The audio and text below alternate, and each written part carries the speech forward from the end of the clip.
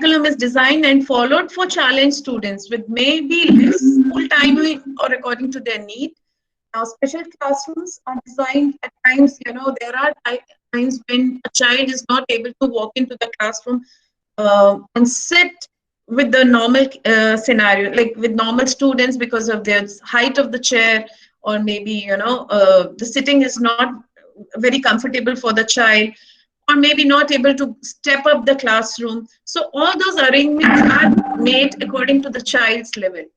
Now, why do we need this? It's not only for our students with the, additional learning needs, which we call it as, or maybe with the children with challenges. It is beneficial for both the categories of students, because people who are with additional learning needs, they are also achieving higher, and they improve on their skills and academic gains, their communication skills, social skills, and higher self-concept, and they are motivated for their work and being independent. Whereas peers who are without disabilities, or people who are not with any challenges, they are also they are also able to gain much better, because they have the positive attitude towards their own self.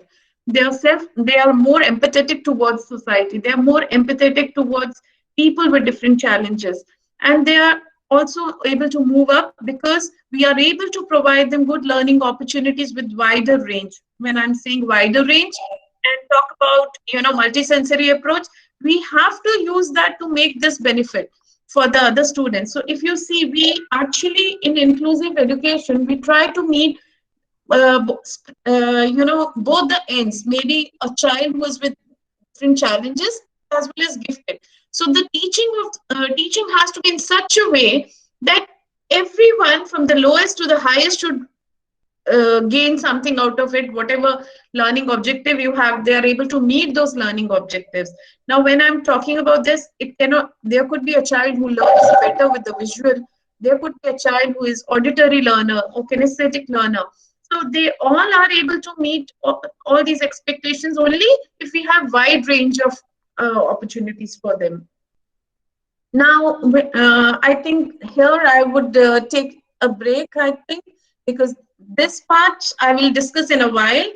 But yes, there are 7 pillars of inclusion which I would like to, discuss with you, on which actually inclusion can be placed. That is your accessibility.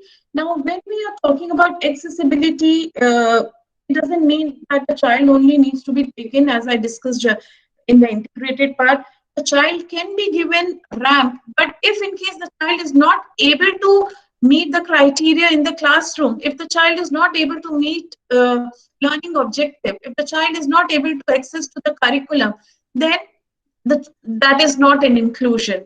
Now, attitude, as I discussed earlier, it is basically your, what you call it as, the way we are able to, embrace inclusion. It is only through our attitude. If you are able to change your mindset, because everything is about that.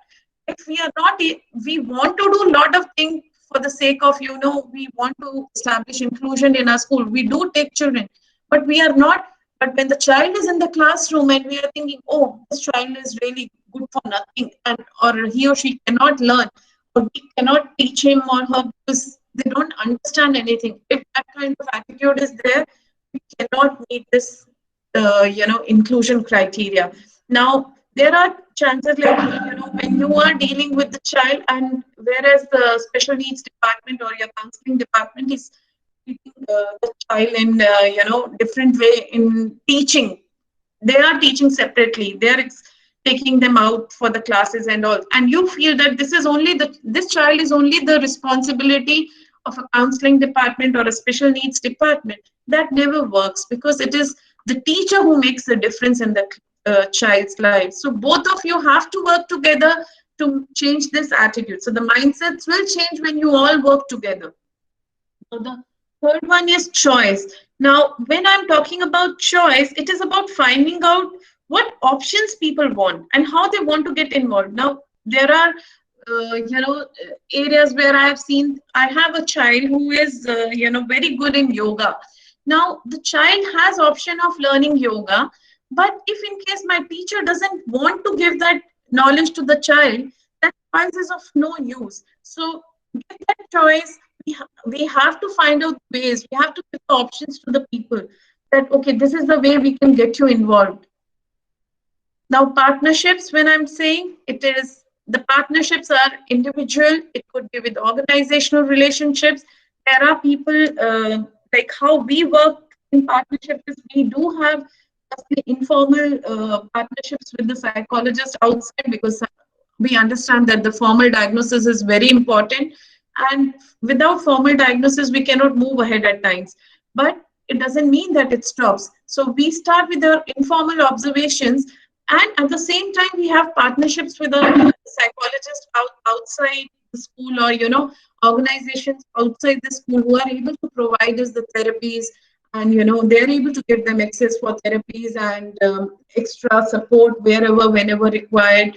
So all these are possible only when we have partnerships with these centers or with these organizations. Now, communication is a very important part, because it's the way we deal with the parents and how we are able to put it across to the people, that how we treat inclusion as. So it examines the way we let people know about the options to get involved. And if it is, again, as I say, it's about the culture which we need to set up. It's not about one day affair. It's a continuous process. It's a society culture which needs to develop. So the communication is a very, very important part. How we are going, if a teacher itself is like saying, oh, this child is good for nothing, cannot do anything, how to teach them, then no, you cannot change the mindset of people across, on the other table. Or naturally, when you are not able to convince the parent, there is always a reason, because it's just the reflection of what teacher is thinking at times. So the way we put across to the parent, it all depends from our own mindsets also at times.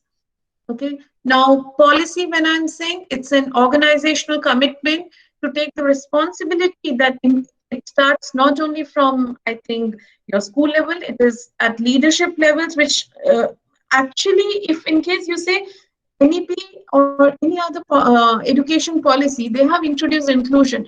But now, how the organization, how your school leaders are going to take up, how your middle school leaders are going to take it up, that is a commitment which comes through the policy. The procedures has to be laid out in such a way and monitored continuously, so that these policies which we have formed are actually implemented. Now, opportunities, we need to explore this, that what are the different options available for people from different backgrounds, if disadvantaged backgrounds. When again, here I'll give you example of a swimming pool, where a person, he has, or her, she or he has access of swimming pool in the society or in the compound. But what if in case the child doesn't have a ramp out there, or even if in case they have ramp, will they be able to get in and learn something over there? So different, or maybe the child wants to learn swimming, but the child doesn't have that ability or those motor skills to learn those swimming skills. So we have to find out different opportunities for them, where they can, you can give them different ways to look into things, and you can find out, okay, this is the opportunity you have. Now, this is how you can learn. Supposedly, I'll give you an example where there was a child in my school where he is physically challenged. He has challenge of, not able to, what you call, he loves doing films and all. He loves writing scripts, but he was not able to put his thoughts across to other person, and he was not able to write himself. So there we gave him the opportunity of, speak in front of the public. In the public speaking skills we developed, we helped him to, do role plays, help the other students to do it for you, and at times even scribe it out for him. So we provided those opportunities where he could record, he could make things easily for him, and sometimes, whatever he was saying, it used to be animated for him. So all those opportunities were given to him. There were different apps shown to him where he could, do whatever he wanted to. He was not able to do 2 or 3 years thing. At least for 2 3 minute documentary kind of thing he was able to do. So those kind of opportunities were given. Now over to Aditi. I think, Yeah, thank you. because I'll be Thank you taking so up later on the strategies. much. Yes,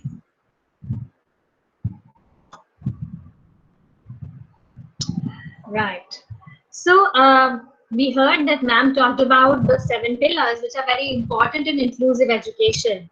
But these sometimes there comes several barriers which might hinder the effective implementation of inclusive education. So I would like to focus on some of the barriers which do lead or are an obstacle in the path of making our education more inclusive. So some of them, as you can see on the screen, are your attitudinal barriers, as Nan said, curriculum barriers, physical barriers, financial barriers, teacher training barriers. So let's talk about them one by one. Before I talk about the first barrier, I just want to do a simple activity. Now, you all must have seen a potato. Now, imagine if you have a potato, or you have miraculously you have a potato lying. Now, just look at your potato, and well, I don't know about it, but I never thought much about potatoes. I always thought that I've taken them for granted. I thought they all look pretty much the same, and I sometimes thought that people are just like people. Now, but take a look at your potato, or just imagine a potato, and examine it closely, the bumps, the curves, the cuts. Now, can you please, some of you, describe what comes to your mind, or when you see a potato, what are the things, or what are the descriptive words which you can give for your potato friend? Please put it in the chat box. Neha, if you could please help me again.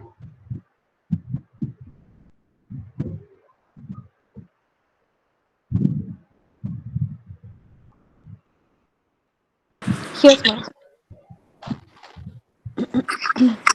Vidhi ma'am, fat round, and Ruby ma'am is saying easily available. Sushma ma'am is saying adjustable with all vegetables.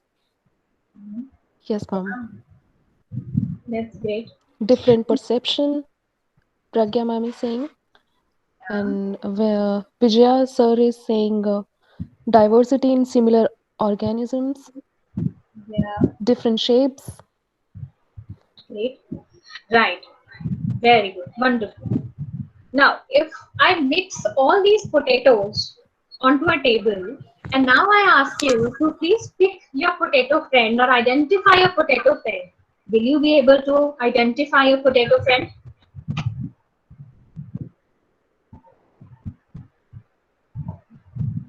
No, no.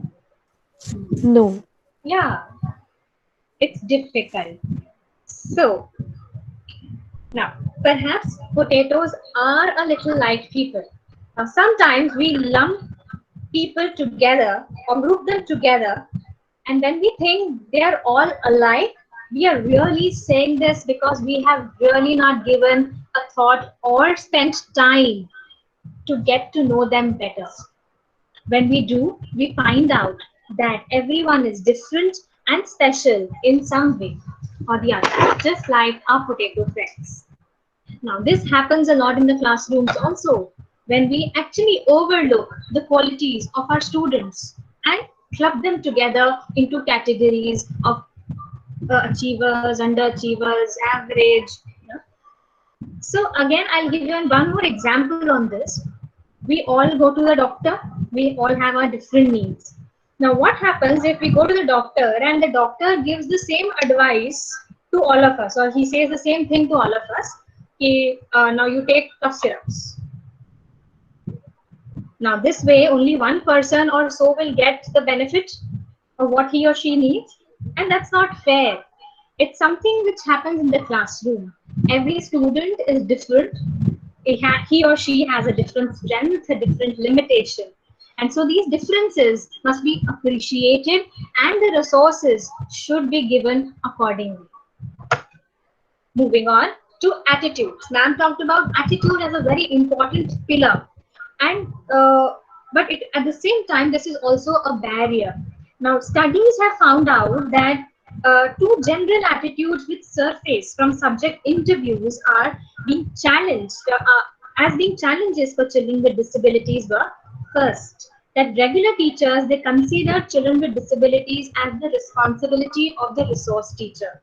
Secondly, it was felt that the children with disability were a disturbance to the class and causing distractions which delayed the course completion. Therefore, they chose to ignore their presence and concentrate on execution of their lesson plans.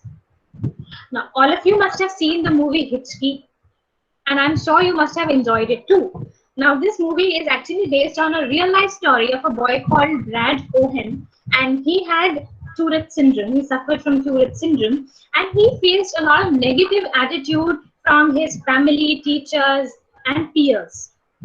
Now, I wish to show you a video again, which reflects, very nicely reflects these two attitudes, which are just focused about in, and then we'll talk about it.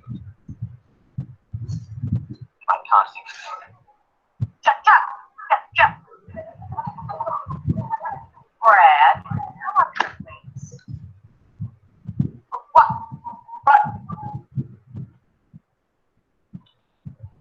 I know you think you're the class clown, but I've had it with you. What? Help me. That's what you always say. I don't want to hear any more excuses. Your classmates are trying to study. And your clowning makes it impossible. Sorry. Don't apologize to me. Apologize to them. Sorry. But you can't study because. And you promise never to make any more silly noises ever again. Promise I won't make any more silly noises ever again. Right. So this can happen in our classes too, wherein without understanding the cause or the nature of the problem of the child, sometimes you might think that the child is intentionally trying to get the attention of the children and distracting and disturbing the class. So this is one of the barriers.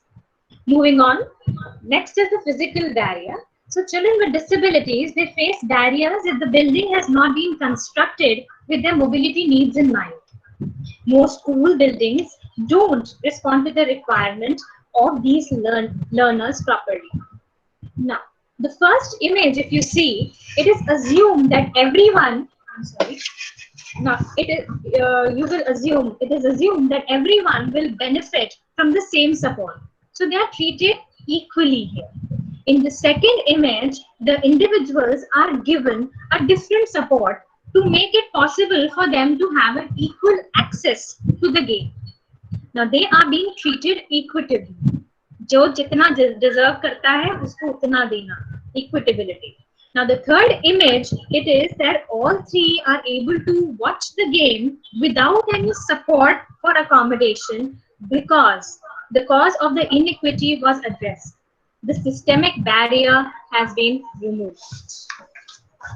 So most of the time, due to inappropriate infrastructure in school physical barriers, students with special needs are not able to access all places of the school compound, like playgrounds, washroom, libraries, passageways, stairs, etc. Moving on, curriculum.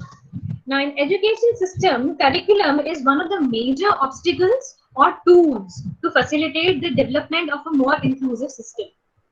In our country, curriculum is unable to meet the needs of a wide range of learners. In many contexts, the curriculum is centrally designed and rigid, leaving little flexibility for local adaptation for the teachers to experiment and to try out new approaches. As a result of the knowledge-based curriculum, the examinations are also too much content-oriented rather than success-oriented. Now, I just want to show you another video which shows or reflects how the rigidity of this curriculum and the skewed perception of the educators affect students not only with disability but also without disability.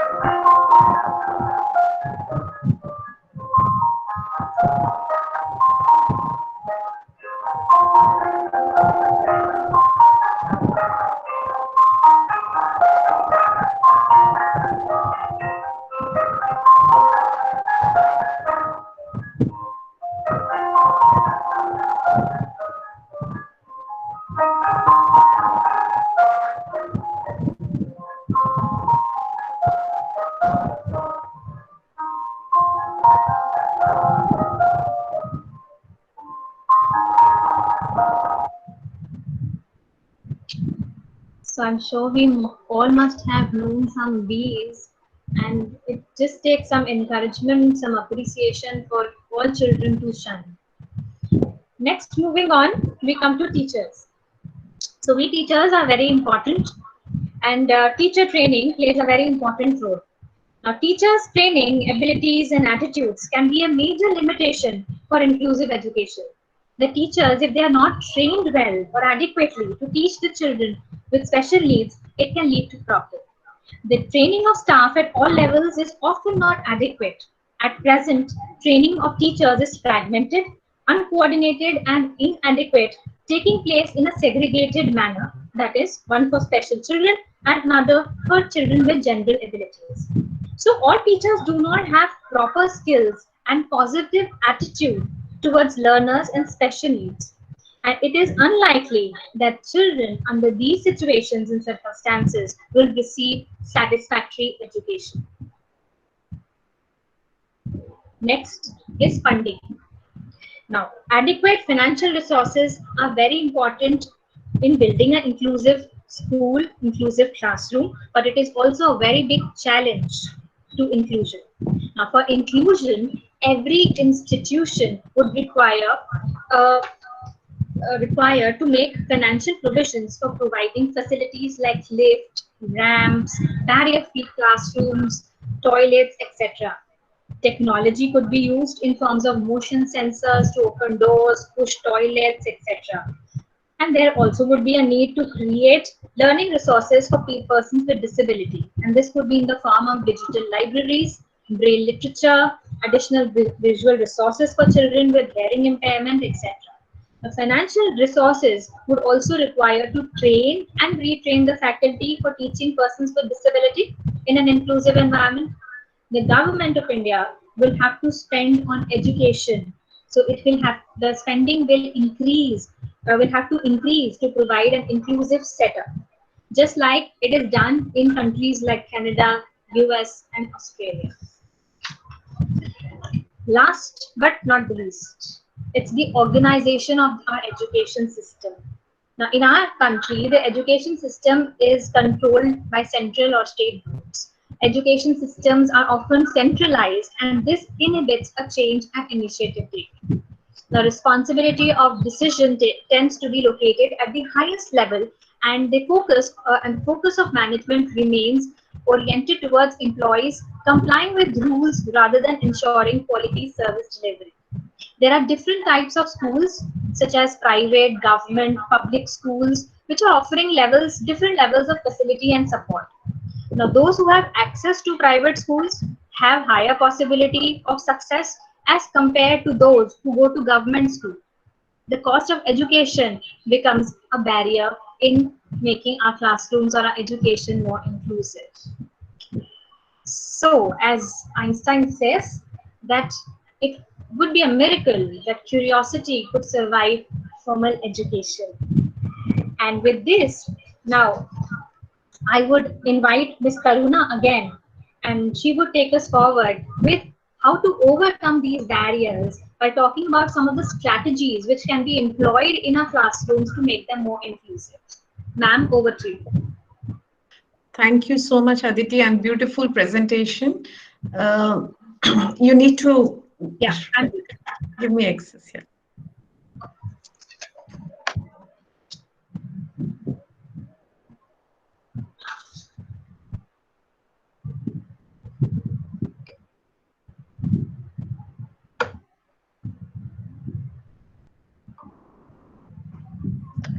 So, as Miss Aditi has already shared with you a lot of things related to, what we have been discussing, accessibilities and everything. The pillars are there. It's just the way we have to look at it now.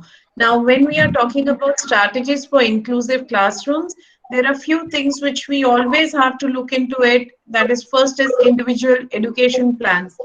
Whenever you are having a child, after the first early identification, which I actually missed out, that should be the first way to look at things, because early identification is one of the major things, and without early identification you cannot meet the gaps.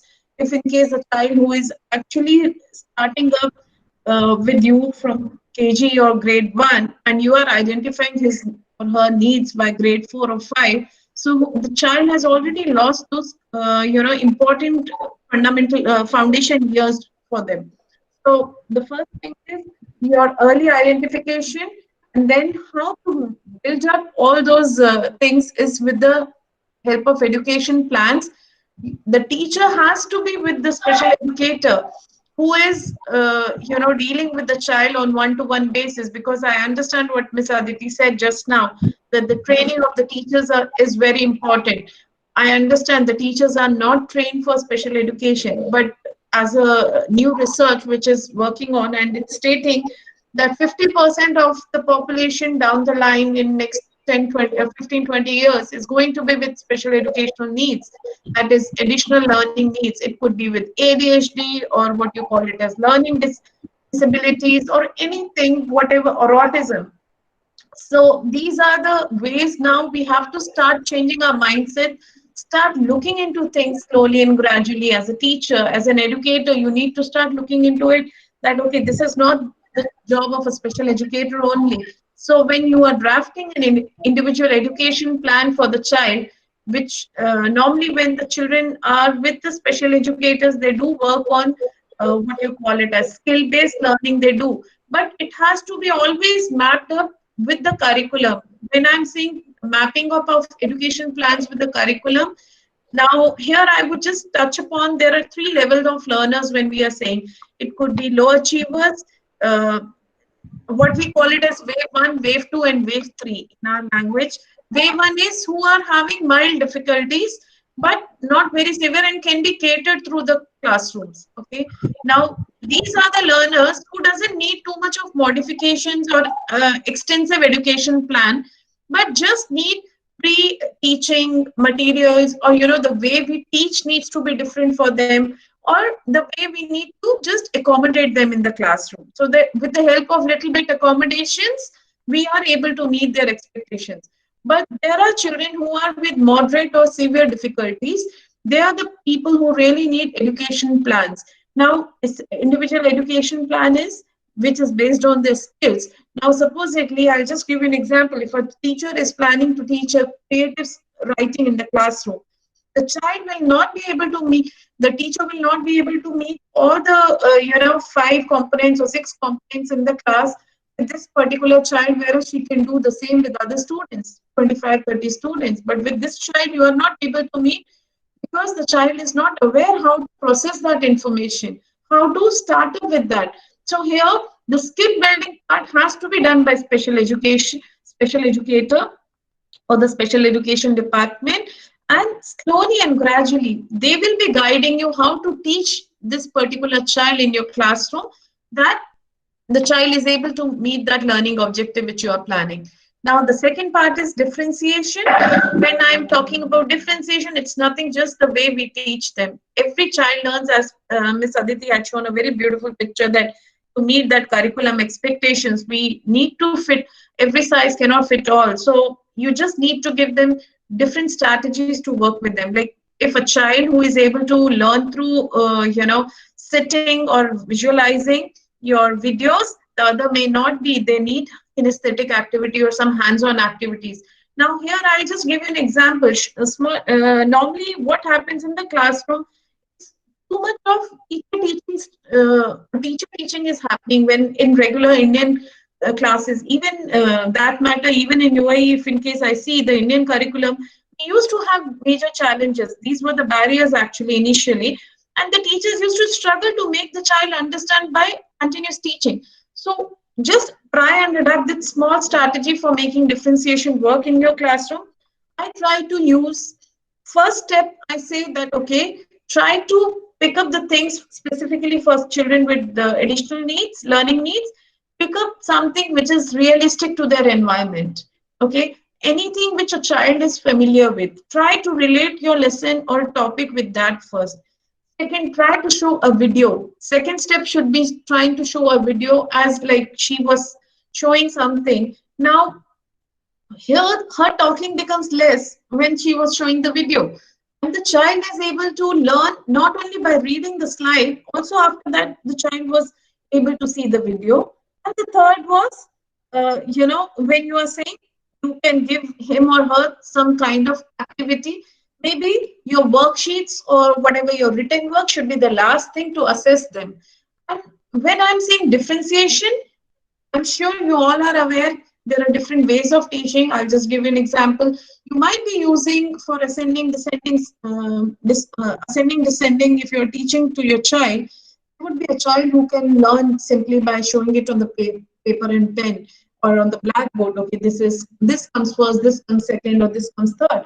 But whereas a child who is with difficulty may not be able to sit and learn the same thing. So if you're taking them on the staircase or in the lift, if you have, and tell them, okay, this is when you're going up, it's you're ascending, or coming down, it is descending. So this is a small way of doing differentiation. So if in case you see, you might be doing a lot of times without realizing what differentiation is all about. Now, when I'm talking about universal design for learning, universal design for learning is nothing, just, it is a technique for special education, which is enhancing the learning for all students, as Ms. Aditi just now told, but it is the curriculum modifications which we do so that the child is able to meet those small gaps. Now, teacher training, which she has told, yes, as I said, the continuous teacher training, it is not only, I understand there is a huge burden on the leadership or maybe on the teachers to learn all these things, but it's amongst you who is doing the best in the classes. Start learning from each other, because I'm sure everyone has something positive to look or learn from each other. Now, peers, when we are saying the peers, there could be so many times the child is learning through their peers. When in the classroom they are there, a child who is, a child who is with learning difficulties, they can learn better when they are teaching them or when they are learning from the peers at times, because they can relate better. Accommodations is again nothing. When you are able to make adjustment to reach out, your what you call it as learning, it is basically that what a student is expected to learn, it is accommodation. And what that change, what a student is expected to learn, adaptation in that is the modification. Now, when I'll just give you a small example of accommodations and modifications.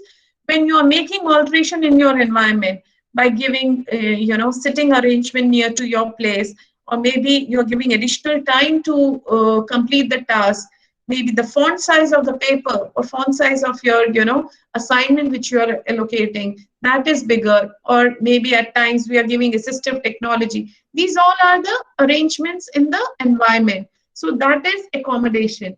That how this child is learning, that is accommodation. Now, what the child has to learn, that is the modification in the curriculum, which is again alteration in the curriculum. As she said that, Ms. Aditi said that, Indian curriculum is quite rigid and it becomes very difficult to make a lot of alterations. But when we are starting up from the early years, this can be worked out, because I have seen many times the children who are catered from the very young age, from the very initial stages, they are able to meet till the time they are in grade 5 or 6. They are able to come up to that expectations. except those who are really struggling hard, that is the severe cases, that is different. But there we need to provide them with, alternate Ma'am, curriculums.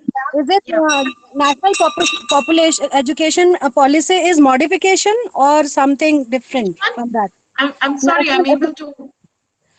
National Education Policy 2020 is modification. See, that is totally different than what I'm saying. I'm talking about in the classroom criteria. I have not, honestly, if you ask me, national education policy thing, I haven't totally gone into detail as of now. But there is certain modifications I could see on larger extent. But yes, there are a lot of changes being made. It's not an accommodation, definitely. I could see that a lot of changes have been made. Is it? Am I audible? Yes, Because ma'am. Thank you. suddenly, okay.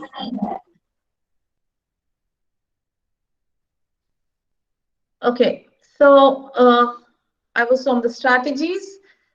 Okay, now paraprofessionals, when I'm saying it is about when you are getting any kind of therapist in the school, because I understand special educators might be trained in one area. When I told you initially about the pillars of inclusion, there I said that you need to have partnerships with the institutes or centers outside. So there would be a lot of therapists and all who can come into come and meet you in person and guide you. Okay, these are the things which can be worked upon. Or maybe a child who is already going to a therapist outside the school, you can actually speak to them and get them inside your school and tell them, okay, this is what we are facing with the child. How can I help the child during the classroom sessions? Your assistive technologies, your parents. Now, when I'm saying parents, I'm sure you must be wondering how the inclusive classroom will be helpful by involving the parents. Actually, it is a triangular support when I'm saying. Now, parents' partnership is also very important. So, learning from each other, sometimes the importance of parents is that if you have parents' forum in the school, you are able to, build up that kind of community for them inside the school. They can share their own challenges. They can tell, I'm sure we all learn from each other. How the teachers are learning, they're also going to learn from each other. So have this parent forum for children with special needs and get them together, talk about, because we all learn from each other and so are the parents going to learn from each other. Now, learning materials, as I've already discussed, when you're doing differentiation, a lot of learning materials needs to be provided. I understand the resources are always a challenge, but it is not impossible because nowadays so much is available online that you can actually create your own learning materials and you can have I'll just ahead I'll be going and discussing some case studies which is which will give insight to you how we make some kind of accommodations, modifications, everything, and the differentiation part. Even during online learning, how we are catering to all these things. Learning materials are normal resources which are available inside the house can also work as a learning material for them. Now, positive behavior management, I'm sure you all are doing this positive reinforcement instead of focusing on your negative behavior or negative pattern. You are actually reinforcing the child or complimenting the child on the thing which they're really good at. And as Ms. Aditi told initially, that everyone has, one or the other thing very, prominent, or maybe they are really good at. That domain will be very, very high functional. So try to use that part as much as possible to build up on their whole concept.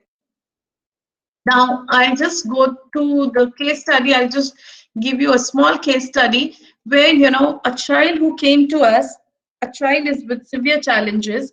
The child was non-verbal, with no no toileting, no, what you call it as, any kind of skill was motor skills or something. Child was totally non-verbal, coming directly from the center.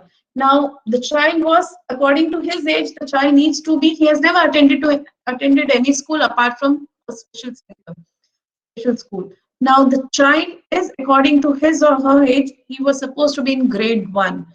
The grade 1 was a big tussle because the teachers were, ma'am, he doesn't identify anything. Ma'am, he doesn't identify the numbers, he doesn't identify letters. how, and the child is with autism spectrum, a wave 3 severe challenge, who is not able to express anything, how you are going to cater? I just take one or two names if you don't mind, Miss Aditi, because to make it a little interactive, because it will make little interesting for me as well. Sure. Yeah. Can I ask Miss Monica if she's there, or anyone from the... Yes, ma'am. Good evening, ma'am. Good evening. Miss Monica, do you mind, if in case this kind of situation is there with you, a child who is in grade 1, you Mhm. have to start working with the child. How would you like to help him? A child who is non-verbal, according to you, he doesn't identify anything with the letters or numbers. How would you help him? Ma'am, I think the first step is to make him comfortable in the class, Mm-hmm. without, identifying where he lacking, and, so that the other children also feel that he's equal to them and he's very much the part of the class. And Mm-hmm. make him engage in the activity where he also enjoys. Like, I would not like to name a child, but there used to be a child in my class who was facing certain difficulties. But then, there was a act which he would always enjoy doing, that he used to distribute notebooks to the students, which he loved doing. And he used to love calling out their names. And gradually he started making friends in the class. He knew everybody's name in the class. So these type of methods, I think, we can take up to make them comfortable in the class, and to to pursue Mm-hmm. towards the further curriculum thing, maybe. Mm-hmm. Uh, Thank you so much, Monica. And in fact, it's really nice that you could, share your experience. Yes, definitely making the child comfortable is first step. But yes, when I talked about how to meet the curriculum expectations, that makes the fully inclusive classroom for me. So how are we going to meet that kind of thing? I understand the child was very happy using distribute, and you have really found out his or her strength very well, that okay, he loves doing it, loves distributing the notebooks. But now when I'm talking about the curriculum expectations. Will Miss Meenal would like to say something?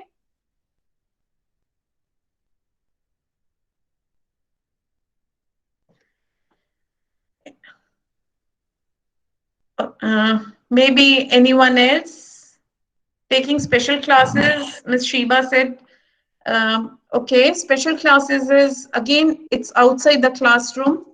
Or Miss Sheba, can you just unmute yourself and share what you want to say exactly? Can we hear from you?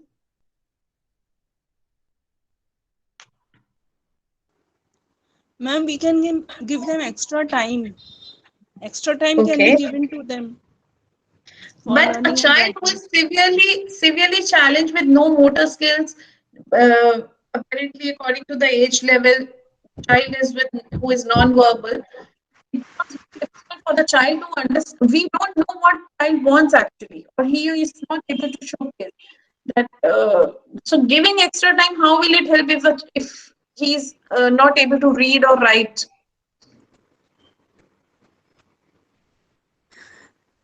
Ma'am, we can at Okay, least it's okay. I'm sure you. Okay, fine. No worries. I'll start with this. See, this child was really happy being in the school. He was able to settle as such because we did have a support from the LSA. Okay, but the LSA was also not able to figure out what are the strengths. Unfortunately or fortunately, I tried seeing him always with the books always. Okay, so we realized that the child might be learning something, and the differentiation teachers were not knowing, and they were continuously taking up only the alphabet part continuously, which was being student centered. Here we changed into, now when I started dealing with the child myself, I realized whole learning approach will work better with him. So what I started doing it, I started showing when the teacher was doing body organs. Okay, now what I started telling him, okay, these are the body organs. I asked him, okay, he was able to identify his head, nose, the main body parts he was able to. What I started, now internal body parts needed to be taught in the classroom for other children.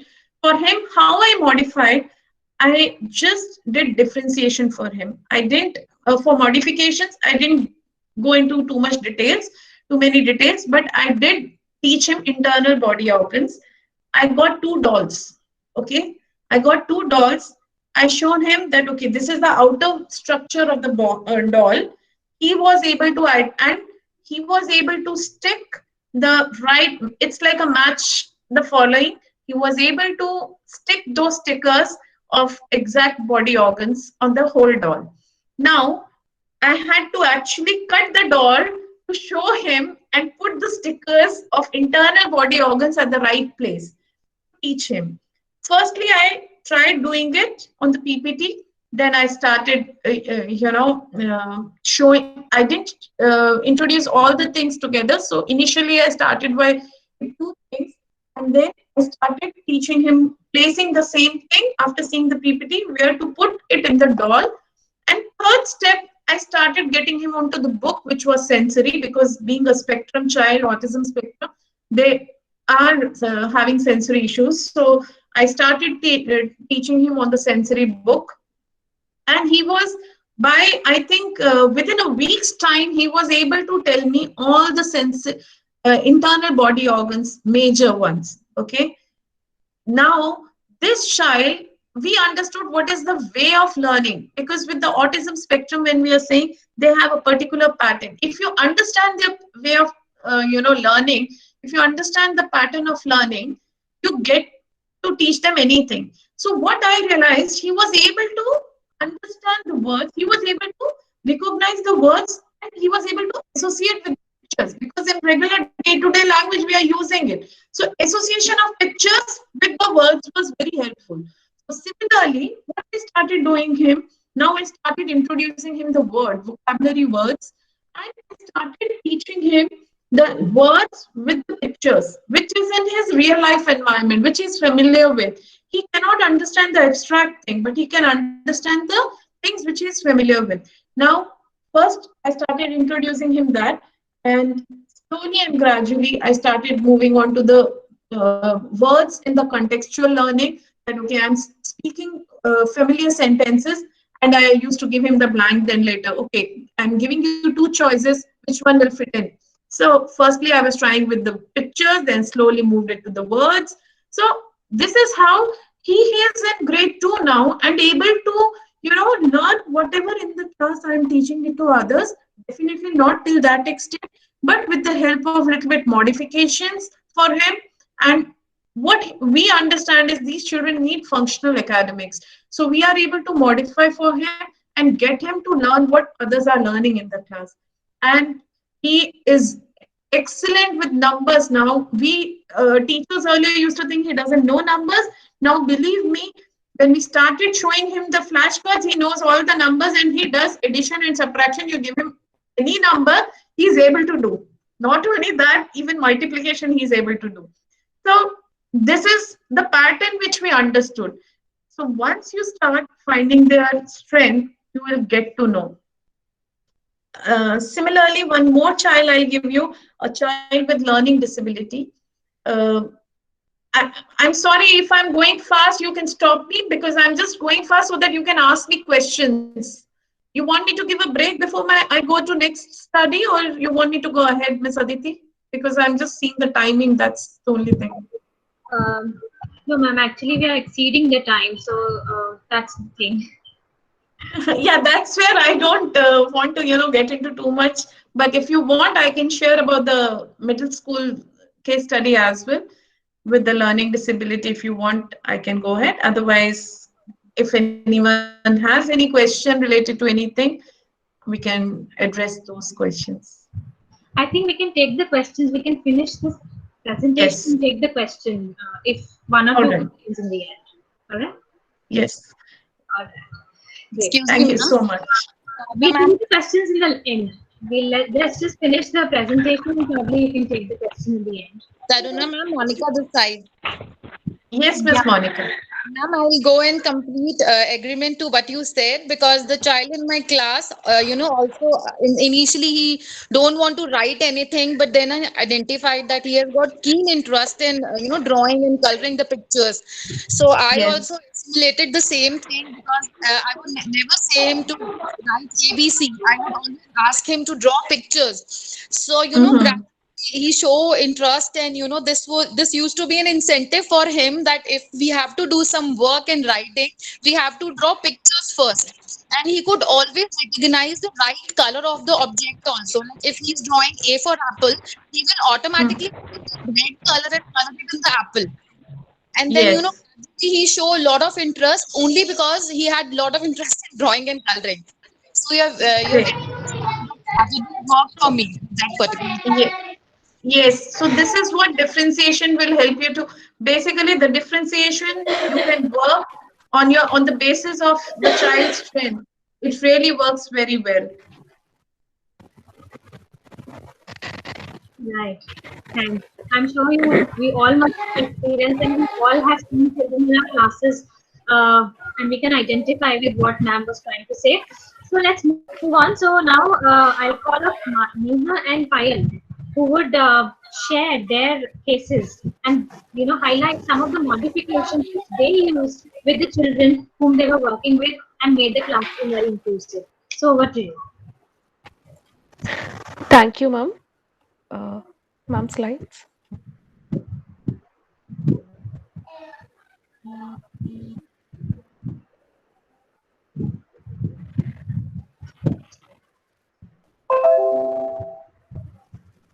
Good evening, teachers. Let me start by giving an example.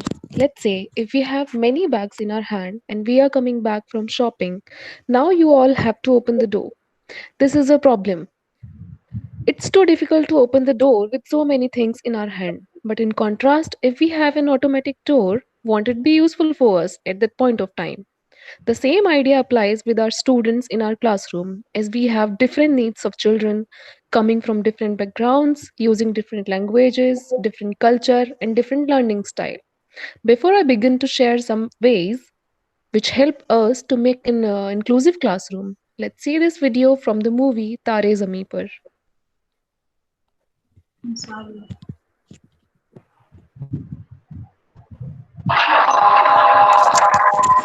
Class, turn to page 38, chapter 4, paragraph 3. We're going to mark adjectives today. That goes for you as well, Ishana Basti. Page 38, chapter 4, paragraph 3. Can I have your attention, Ishan? Ishan! I said page 38, chapter 4, paragraph 3. Read the first sentence and point out the adjectives.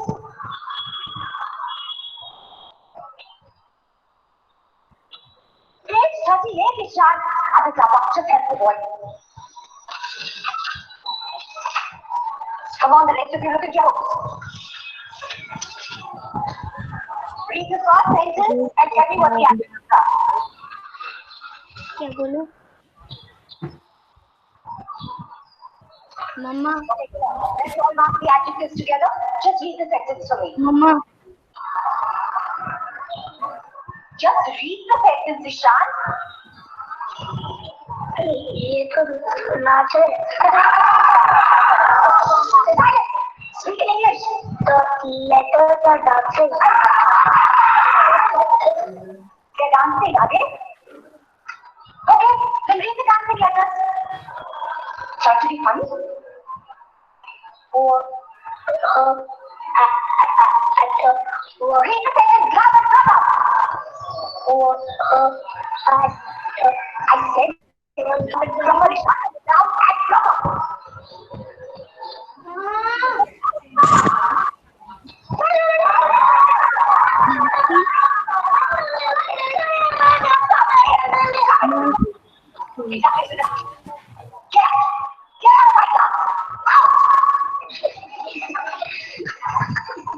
You want to leave as well? Who's laughing here? Who wants to follow it? I don't want to do it.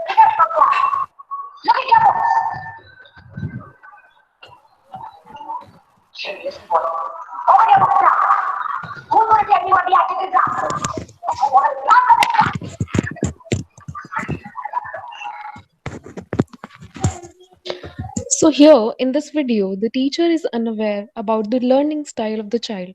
She is using traditional classroom strategy to teach all the children, wherein there are different needs of the children who needs different interventions and ways to learn. Let's discuss some of the strategies of teaching. As a teacher, we need to design our lesson plans in such a manner that it applies to every student present in our class, not for any specific child. Now we will try to understand this with the help of a case study. Sita was one of my students with whom I worked. Sita was very good in math but struggled with reading. She is in grade 4 but her ability was of grade 2. She was not able to write simple grammatically correct sentences. Her communication skills were not age appropriate. She struggled with the expressive vocabulary. She was an avid basketball player, loved music of all kinds, and played drums in the school band. So imagine if Sita was in your class, how would you have helped her in bridging her learning gaps? You may please answer in the chat box. Any teaching strategy you would have used? Anyone?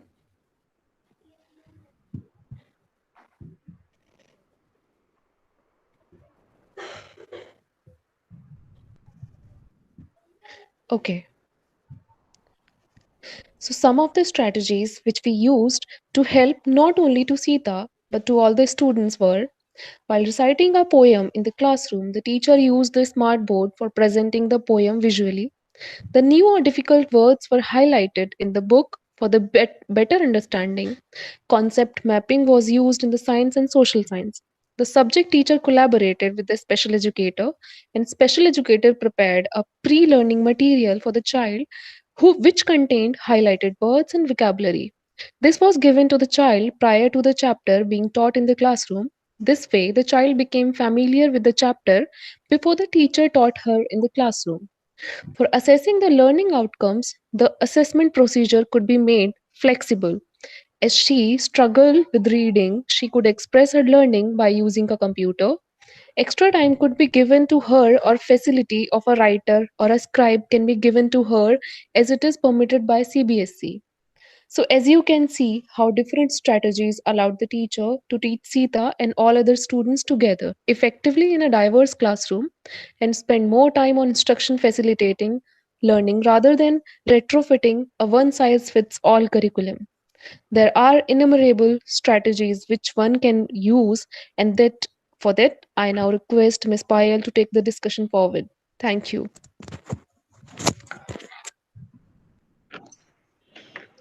Thank you, ma'am. Good evening, everyone. As you all have seen from the PPT shared by Mr. and Ms. Neha, that there are numerous approaches for creating an inclusive classroom. Here, I would like to share a case of a child wherein I, along with the class teacher, helped the child learn maths by using different strategies. So, Priya. Priya is a 7-year-old girl. She recently started school. She sits at the back of the class, and when other students are studying maths, Priya does not participate in the class because she finds difficult to understand the concept of maths. Now, she is not at the same level as the other children are.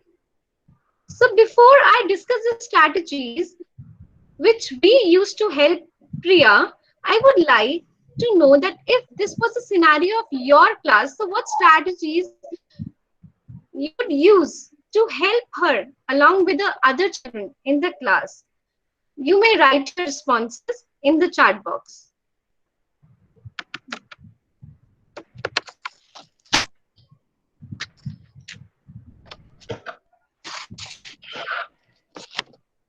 Okay.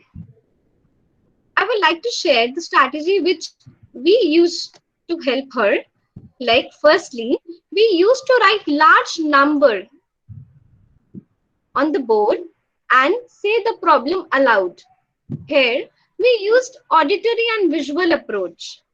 Secondly, we used to give her a small object that she could touch and use to count, for example, like stones. Here, we use the tactile approach. And to help her the concept like addition and subtraction, she was made a copy monitor. By collecting and distributing the book, she learned the concept of more and less. So here, she learned the concept of addition and subtraction by doing.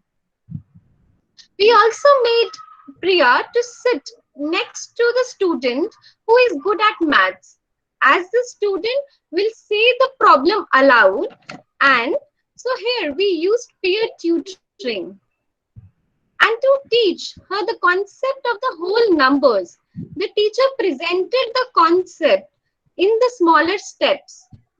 The step 1 was the student will be able to write rote counting. The student will be able to identify, read numbers. This was step 2. The step 3 was the student will be able to match the numbers with the number of objects. And the step 4 was to demonstrate the concept of one more and one less. As you can see, the final goal was broken into the smaller parts. Or this process or this approach is known as task analysis. So, by this, I would like to conclude this session by saying that the needs of all the children vary considerably in accomplishing the task of prescribed curriculum. So, we as educators need to be compassionate and know the strength of each child. Thank you, everyone. Thanks, Payal. So, as it is said, inclusion is a belief system. It begins with the belief that every child has a strength to build upon, interests to share, and experiences to honor. So, before I conclude, if there are a couple of questions, we are stressed, too much, but just a couple of questions. If any one of you is having, you want to ask Ms. Khattar, please unmute yourself. Miss Aditi, I just have one more last slide to share with them because I was waiting for everyone to finish with. So it's just an overall teaching accommodation which the teachers can use. I'm sure it will be very helpful if you can, give me a chance to showcase that. Sure. So if you say you have to provide a task on daily routine, make sure that documents are well organized and are not too visually dense when they are on the seat. Review new topics, review the vocabulary as she has already shared, because there would be some repetitive things, but yes, these all are the overall teaching accommodations. Reviewing old topics to assure the retention of knowledge. So whenever you are starting up the new topic, ensure that you are touching upon the older ones also to understand where the child is at this point of time. Use small groups or one-to-one instructions for the children with challenges. Break up the projects and like as Ms. Payal has also told, that breaking up of the projects or breaking up of the task is important. Offer reminders to write down and turn in the assignments, or maybe you have to give them clear visual schedules so that they remember rather than telling them verbally. Offer modified or reduced in-class homework assignments. May not be for everyone the same, but yes, for most of them it might be required. Provide extended time as already discussed. Check for the students' understanding about the homework which you're assigning. Offer a little list of homework assignments that are accessible to the student as well as to the parents. And provide a foreign language substitution if in case we have, just get them waived off from that or exempted from that if possible. And additional set of textbooks so that the child can refer to at home as well, and allow the use of tablets or computers to take notes or complete the assignments. That's all. I just wanted to share this last slide so that it's little meaningful towards the end. Thank you. Any questions now?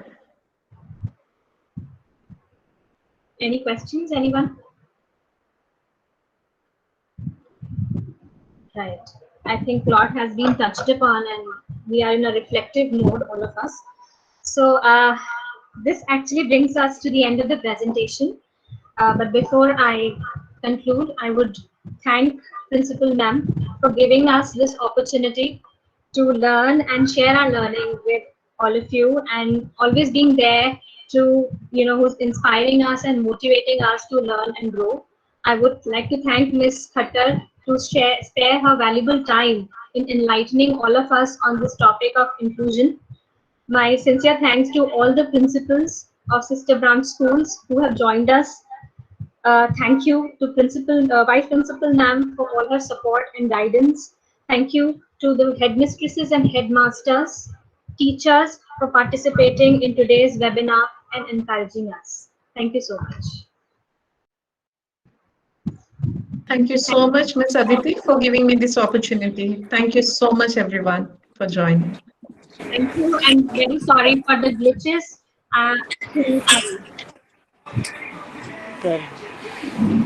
Aditi? Yes, ma'am. On behalf of Principal Ma'am, I would definitely like to thank Ms. Taruna Khattar. It was definitely an enlightening session, though I was in and out because of the technical glitch. I don't know, the technology was actually not supporting us, and it was an inclusive class indeed, I think. So we were trying to fight against all possible odds. So thank you very much for the enlightening session. And I would also like to thank all the participants for all their patience. I know it has been a long session today. So thank you for all your patience. And I'm sure it would have been an enlightening session for everybody. Thank you and good night. Thank you so much, ma'am, once again. Thank you. Thank you, ma'am. Thank you, ma'am.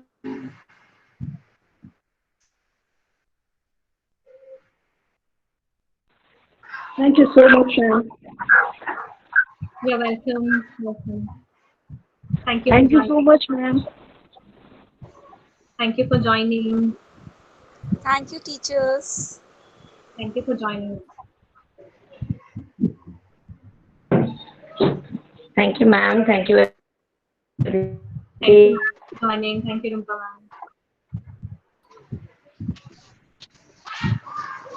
Thank you, Aditi, Payal, Neha, and Taruna, ma'am. Thank you, everyone. Thank you so much.